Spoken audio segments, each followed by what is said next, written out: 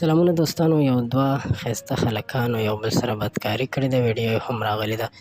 دغه واقعه داسې مخې ته راغلې ده چې دغه یو هلک چې ویل کېږي ډېر زیات ښکلی او دا دواړه د ماما زامن کېږي یا څه خپلوان کېږي.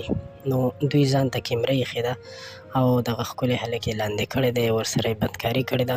دا په داسې حالت کې شوې چې په دغه دوران کې د دوی په کور کې هېڅوک هم نه و او غالبا دا واقعه په کراچۍ کې مخې ته راغلې ده چې دا کورنۍ هم پښتانه ښکاري، خو داسې ویل کېږي چې د دې هېڅوک هم په کور کې نه و. کله چې د دواړو ماشومانو ځان ته څه فلم لګولی دی، بیا د هغې نه پس دوی په یو بل باندې دغسې لاس وهل شروع کړي او بیا نتیجه دا شوې ده چې دوی یو بل سره بدکاري کړې ده. د بدکارۍ نه پس بیا دوی د ځان نه چې کومه ویډیو کړې وه، دغه ویډیو هم دوی سره په خپل موبایل کې موجود وه چې دغه ویډیو بیا د دوی نه چا ځان ته اړولې.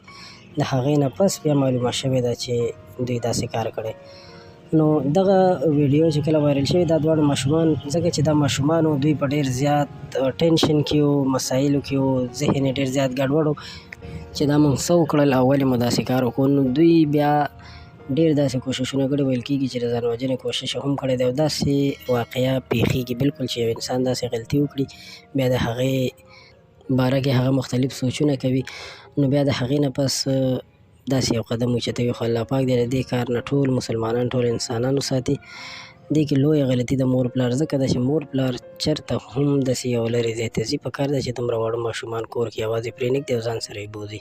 که داسې ماشومان کور کې پرېږدي نو ضرور به داسې واقعیت، داسې حالات مخې ته راځي او دا یقینا چې ډېر زیات دردونکی حالت دی. دا کوم حالت چې مخې ته راغلی دی چې دومره واړه ماشومان او هغوی د بیا یو بل بربنډوي او د یو بل د جامې وباسي. دا یو میسج چې ما تاسو سره شریک کړو.